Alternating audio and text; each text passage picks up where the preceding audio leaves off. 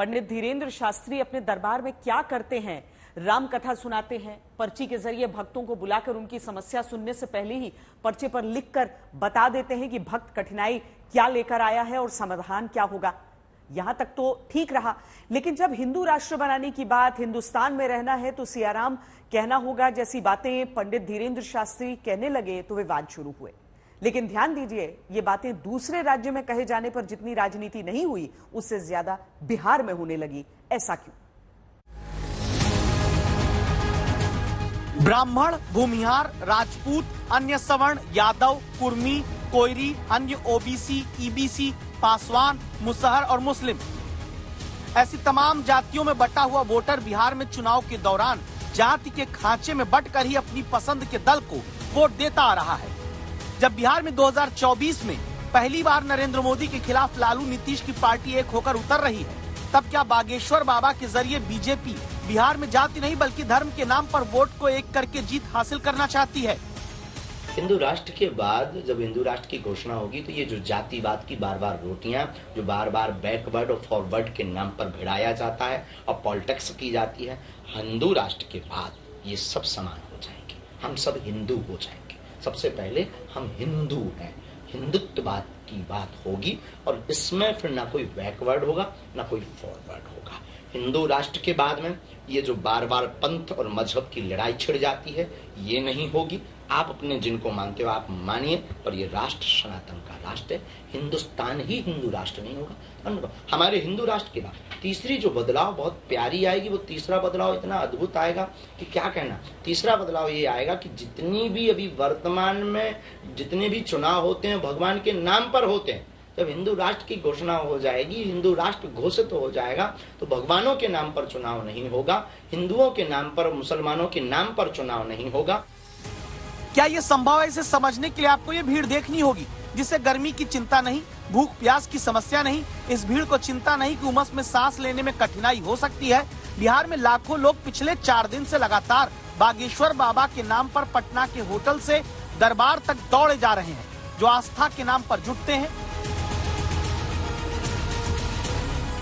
तब सवाल है, 2 दलों में गठबंधन हो तो जरूरी नहीं कि एक दल का वोटर दूसरे दल को वोट ट्रांसफर करे, लेकिन क्या बागेश्वर बाबा के दरबार में जुटते भक्त वोटर बनकर अपना वोट जाति के नाम पर नहीं बल्कि सनातन हिंदू के नाम पर किसी एक दल को ट्रांसफर कर सकते हैं?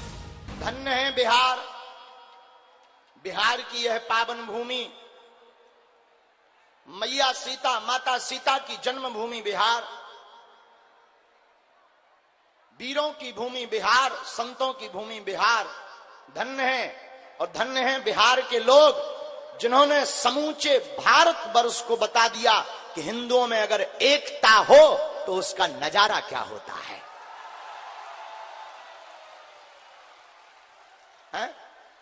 अगर सनातनीय हिंदुओं में एकता हो तो उसका नजारा क्या होता है?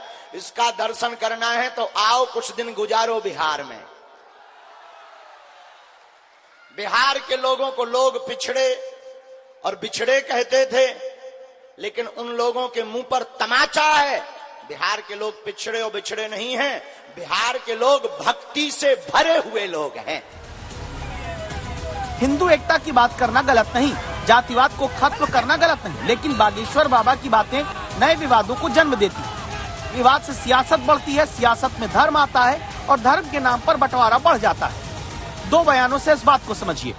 बाबा को कहूंगा कि अपने मंच पे आप अल्लाह अकबर का नारा लगाइए, ठीक है? जैसे इरफान अंसारी हर जगह बजरंग बली की याद नारा लगाता है, उस तरह आप अल्लाह अकबर या अली का नारा लगाइए, तब आपकी खासियत बढ़ेगी, तब आपकी विशेषता बढ़ेगी। और किसी पार्टी को प्रचार कर रहे हैं, उसको सपोर्ट कर रहे हैं, डायरेक्टली हो या इनडायरेक्टली, ये अच्छी बात नहीं। ये बाबा बिहार में कर ली, झारखंड में बोल के दिखाया तो यार। गीता कहती है अपने धर्म में मरना अच्छा है दूसरे धर्म का विचार करने से। और हम सनातनियों को निवेदन करेंगे, पागलो, सनातनियों अब वक्त आ गया है एक होने का। कई लोग कल मुहे सनातनी ऐसे भी हैं कि अपने धर्म में क्या देवताओं की कमी है? 33 करोड़ देवी देवता हैं, 33 कोटि के देवी देवता हैं। तुम्हें जो प्रिय लगे उनको मानो। कुछ कलमोहे ऐसे भी हैं जो चादर चढ़ाने जाते हैं। ऐसे कलमोहों को कहेंगे नक्कटा आगी के लगे। हम किसी धर्म के विरोधी नहीं है, पर अपने धर्म के कट्टर है, ये हमारा सौभाग्य है। बाबा बागेश्वर के दरबार में आकर लाइन लगाकर आरती उतार चुके बीजेपी नेताओं का मानना है कि दरबार में जुटती भीड़ से महागठबंधन डरा है। क्या ऐसा इसलिए क्योंकि ये बात सच है कि किसी नेता की सभा में लगातार 4 दिन इतनी भीड़ नहीं जुटती। ये भीड़ कार्यकर्ताओं के जरिए बुलानी भी नहीं पड़ रही, आस्था के नाम पर खुद आ जाती है। ज्यादातर आने वाले भक्तों में महिलाएं हैं, जिनका प्रभाव परिवार में पड़ता है। दरबार में सबका पर्चा नहीं खुलता, लेकिन शिकायत भी सबको नहीं रह जाती। दरबार कुछ दिन का ही लगता है, लेकिन आस्था के नाम विश्वास लंबे वक्त मजबूत रहता है। बिना किसी भारी प्रचार के बिहार के कोने कोने से आए लोग यहाँ कही गई बात को और आगे फैलाएंगे। नेताओं की बात का जितना असर नहीं होता, माना जाता है कि धर्मगुरु की बात का उससे कहीं ज्यादा प्रभाव पड़ता है। क्या इसीलिए बाबा के प्रवचन से बीजेपी बिहार में गदगद है और दिव्य दरबार से मुख्यमंत्री उप मुख्यमंत्री ने दूरी बना रखी है? उस समय व्यवस्था कहाँ चली जाती है? जब इफ्तार पार्टी में जाना होता तब तो घंटों घंटों बढ़ाते, ऊपर टोपी पहनते, पीछे चादर ओढ़ते। अरे भाई चादर ओढ़ हैं, सब कुछ करें, लेकिन सनातन का इसलिए अपमान कि सनातन वोट बैंक नहीं है। कोई हस्तक्षेप नहीं है, लेकिन कुछ चीजों को मान लेना चाहिए कि जितने धर्म को मानने वाले लोग हैं सबकी इज्जत है, और कहीं इधर उधर लोगों के भी में इंटरफेयर नहीं करना चाहिए। ये अलाउड है। कोई कुछ बोल रहा है तो अपने मर्जी से बोल रहा है, तो सबसे कोई वैल्यू है? इसलिए सब खत्म बात है। अरे देश के संविधान को भी समझना चाहिए ना। और देश के संविधान का उल्लंघन कोई कर रहा है तो अब आप ही को देखना चाहिए। बिहार जहां जाति जनगणना के नाम पर एक खेला नीतीश तेजस्वी शुरू किए, जिस पर बाद में कोर्ट ने रोक लगाई।